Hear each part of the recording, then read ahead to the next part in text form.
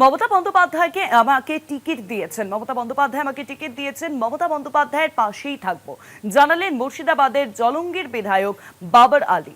আমার বিবেক সায় দেয়নি যে ওনার পাশ থেকে সরে দাঁড়াবো। কে কি করছেন সেটা তাদের নৈতিক ব্যাপার মন্তব্য করেছেন বাবর আলী। আমি আমার নৈতিকতা থেকে সরবো না, স্পষ্ট দাবি বাবর আলীর। রাজ্যে নতুন সরকার গঠনের পর তৃণমূল কংগ্রেসের মধ্যে গৃহযুদ্ধ শুরু হয়েছে।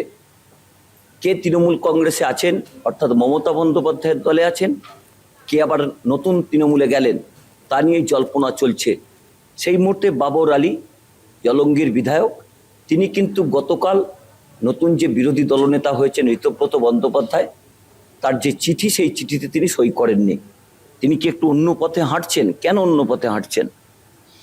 এখানে অন্য পথে হাঁটার কোনো বিষয় নেই, এটা সহজ সরল আমার উত্তর। কারণ আমি সহজ সরল মানুষ, সহজ সরল উত্তর যে আমি যেমন রাজনীতিতে আসতে আমার সিদ্ধান্ত নিতে সময় লেগেছে, যখন আমি কোনোদিনই রাজনীতির সঙ্গে যুক্ত ছিলাম না, বা এই 15 বছরেও আমাদের দলনেত্রীর কাছ থেকে কোনো কিছু প্রাপ্তি বা তাদের সঙ্গে কোনো সাক্ষাৎ বা বিন্দুমাত্র বাক্যালাপ বা তাদের চোখের দেখার মতন সুযোগও আমার কোনোদিনই হয়নি। তারপরে যাই হোক, আমি রাজনীতিতে এসেছি, টিকিট পেয়েছি, নির্বাচিত হয়েছে। এই 1 মাসের মধ্যে আমার বিবেক সায় দেয়নি যে মমতা বন্দ্যোপাধ্যায়ের বাইরে যাওয়ার মতন কোনো সিদ্ধান্ত নিতে। এটা সম্পূর্ণ নিজস্ব সিদ্ধান্ত। আর বাকি যারা যারা যেটা তারা অভিজ্ঞ মানুষজন, তারা যেটা ভালো মনে করেছেন। আমার যেটা হৃদয় বা আমার মন বা আমার বিবেক যেটা মনে করেছে, আমি সেটা করেছি। মানে মহারাষ্ট্রের পর বাংলাতে যে রাজনীতি হচ্ছে সেই রাজনীতিকে আপনি সমর্থন করেন না?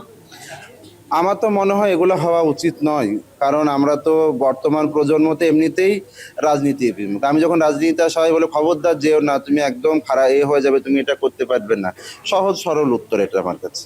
এখন তো মনে হচ্ছে যে কিছুটা তো বটেই এই ধরনের জিনিস, তবুও চেষ্টা করব যদি কারোর মাধ্যম দিয়ে যদি পজিটিভ কোনো বার্তা সমাজের কাছে যায়, সেটাই করার আমি চেষ্টা করছি। আমার কারোর সিদ্ধান্ত নিয়ে আমার কিছু বলার নাই। আমি আমার এলাকার জন্য কাজ করার জন্য আমি যেমন একটা পজিটিভ বার্তা সমাজকে দেওয়ার চেষ্টা করলাম, পাশাপাশি আমি আমাদের মাননীয় সরকারকে অনুরোধ করব আমার এলাকার জন্য তারা সহযোগিতা করবেন, যাতে একটা ভালো দৃষ্টান্ত স্থাপন করেন যে না, নতুন সরকার এলাকার জন্য ভালো কাজ করেছেন। এটা আমিও যেন আগামী দিন সরকার সম্পর্কে বলতে পারি।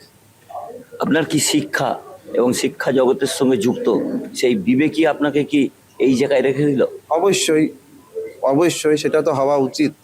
আমার মনে হয়েছে, আমার বাবা মার সাথেও কথা বলেছিলাম, ওনারাও বলেছেন। তারপরে আমার সিদ্ধান্ত আমার মন থেকে এসেছে।